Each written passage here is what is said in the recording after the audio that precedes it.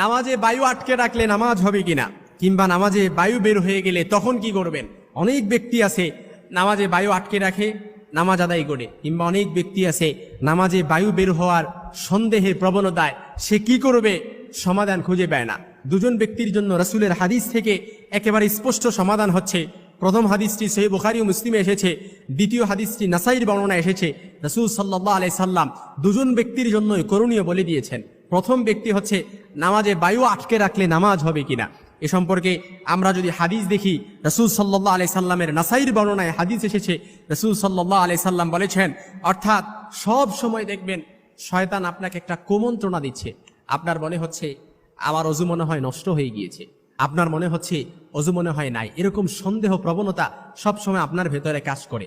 রাসূল সাল্লাল্লাহু আলাইহি সাল্লাম ওই ব্যক্তির জন্য বলেন, সব সময় যার ভেতরে শয়তান ওয়াসওয়াসা দিবে, সন্দেহের প্রবণতা বৃদ্ধি করবে, তার উচিত হচ্ছে ইউ ডোন্ট কেয়ার কেস, অর্থাৎ সে এটাকে কোনোভাবেই ভ্রুক্ষেপ করবে না, এই সন্দেহকে সে প্রায়োরিটি দিবে না। কারণ রাসূলের হাদিস নাসাইর বর্ণনায় রাসূল বলেছেন, আলহামদুলিল্লাহ হিল্লাযী রাদ্দা মারা আলাল ওয়াসওয়াসা, সমস্ত প্রশংসা ওই আল্লাহ তাআলার জন্য যিনি শয়তানের ওয়াসওয়াসাকে কুমন্ত্রণা পর্যন্ত সীমাবদ্ধ করেছেন। আল কুবরার মধ্যে এসেছে, ইমাম ইবনে হাজার আল হাইসামি উনি বলেছেন, যে ব্যক্তি শয়তানের ওয়াসওয়াসাকে প্রায়োরিটি দিবে, প্রাধান্য দিবে, শয়তান একটা পর্যায়ে ওয়াসওয়াসা দিতে দিতে ওই ব্যক্তিকে একেবারে পাগল বানিয়ে ফেলবে।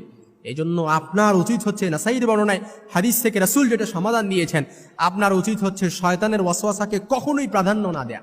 এক্ষেত্রে আপনি নামাজে বায়ু আটকে, প্রস্রাব পায়খানা আপনার খুব প্রচুর বেগ, আপনি যদি এটা নিয়ে শুরুতে এটা বেগ হয়েছে আপনি এটা নিয়ে নিয়ত করেন তাহলে মাকরুহ হবে, কিন্তু আপনার উচিত হচ্ছে এটা শেষ করে তারপর নামাজ নিয়ত করা। কিন্তু নামাজের মধ্যে যদি এরকম হয়, আপনার উচিত হচ্ছে নামাজটা শেষ করা। কিন্তু কোনো ব্যক্তির বায়ু বের হয়ে গেছে, সে আটকেও রাখে নাই, ওই ব্যক্তি করণীয় কি? সহিহ বুখারী ও মুসলিমের মধ্যে হাদিস এসেছে, রাসূল সাল্লাল্লাহু আলাইহি ওয়াসাল্লামের স্পষ্ট হাদিস, লা ইয়ানসারিফু হাত্তা ইয়াসমাআ সাউতান আও ইয়াজিদা রিহান, অর্থাৎ কোনো ব্যক্তির যখন বায়ু বের হয়ে যাবে, সে কিভাবে বুঝবে, সে কিভাবে নামাজ সে ছাড়বে কিংবা অজু করে আসবে না নামাজ কন্টিনিউ করবে। তার উচিত হচ্ছে সে প্রথমত শিওর হবে যে তার অজু নষ্ট হয়েছে কিনা কিংবা অজু ভাঙছে কিনা। সে শিওর হওয়ার জন্য কি, সেজন্য শব্দ শোনা কিংবা গন্ধ পাওয়া পর্যন্ত সে নামাজ ধরে রাখে। অর্থাৎ আপনি শব্দ শুনছেন কিংবা গন্ধ পাইছেন, সাথে সাথে নামাজ ছেড়ে দিতে হবে। কোন অবস্থায়? আপনি যদি 10 কাতার মুসল্লির সামনেও আপনি নামাজ আদায় করেন, সাথে সাথে নামাজ ছেড়ে দিতে হবে। তারপর এক কাতার পার হয়ে আপনি কাতারের সাইড দিয়ে তারপর পিছনে 2 হাত প্রসারিত করে আপনি বের হয়ে তারপর কোনো কথা, নিশ্চুপ থাকবেন, কোনো কথা নাই, বাড্ডা নাই, নিশ্চুপ থেকে পুনরায় আপনি অজু করে আবার কি করবেন, একই ইমামের পেছনে ইক্তেদা করে আপনি বাকি নামাজটা আদায় করবেন। এর দ্বারা কি, আপনি যেই অবশিষ্ট নামাজ আছে এই অবশিষ্ট নামাজের উপরে আপনি বেনা করলেন, তাহলে যেই রাকাতটা আপনার ছুটেছে শুধু নামাজ শেষে ওই রাকাতটা পড়লেই আপনার পরিপূর্ণ হক আদায় হয়ে যাবে। কিন্তু যদি আপনি এই নামাজে আপনি যদি ইক্তেদা না করতে পারেন, এই নামাজের উপর যদি আপনি বেনা না করতে পারেন, তাহলে পুনরায় আপনি একা একা পরিপূর্ণ সালাত আদায় করতে হবে। এক্ষেত্রে আপনার উজু বায়ু বের হয়ে গেছে, কখন আপনি ছেড়ে দিবেন? যখন আপনার গন্ধ পাবেন কিংবা আপনার মনে হবে যে আপনার বায়ু বের হয়েছে কিংবা শব্দ পেয়েছেন, তখনই আপনি নামাজ ছেড়ে দিয়ে আপনি বের হয়ে যাবেন। কিন্তু বের হওয়ার কোনো স্কোপ নাই।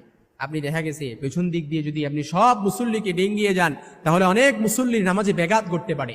এক্ষেত্রে আপনার জন্য করণীয় হচ্ছে, যদি একেবারে সর্বশেষ আপনি না বের হইতে পারেন, আপনি যে অবস্থায় আছেন ওই অবস্থায় আপনি দাঁড়ানো অবস্থায় থাকলে আপনি দাঁড়িয়ে থাকবেন, কিংবা রুকু অবস্থায় থাকলে আপনি রুকু অবস্থায় থাকতে হবে, কিংবা সিজদা অবস্থায় থাকলে আপনি সিজদা অবস্থায় থাকতে হবে। আপনার যে বিষয়টা আপনি উঠে আবার বসে থাকবেন, বিষয়টা কিন্তু এরকম করা যাবে না। কারণ যে অবস্থায় আপনার অজু ছুটছে ওই অবস্থায় আপনাকে থাকতে হবে, যদি আপনি বের না হতে পারেন। এই জন্য নামাজে বায়ু বের হয়ে গেলে আপনার প্রথমত করণীয় হচ্ছে, আপনি সহিহ বুখারী মুসলিমে এসেছে, আপনি কি করবেন, আপনার গন্ধ কিংবা শব্দ না পাওয়া পর্যন্ত আপনি নামাজ ছাড়বেন না। আর যদি নামাজ আটকে রাখেন, নামাজে বায়ু বের না হয়েছে, আটকে রাখছেন, ওই ক্ষেত্রে করণীয় কি, আপনাকে শয়তান যে ওয়াসওয়াসা দিচ্ছে, কুমন্ত্রণা দিচ্ছে, ওই কুমন্ত্রণা পর্যন্ত এটা সীমাবদ্ধ রাখেন। তা না হলে ইবনে হাজার আল হাইসামি উনি লিপিবদ্ধ করেছেন, আল ফাতহু আল কিবরি আফিকার মধ্যে উনি লিখেছেন যে কোনো মানুষ যদি শয়তানের ওয়াসওয়াসাকে প্রায়োরিটি দেয়, একটা সময় শয়তান তাকে পাগল করে ফেলবে।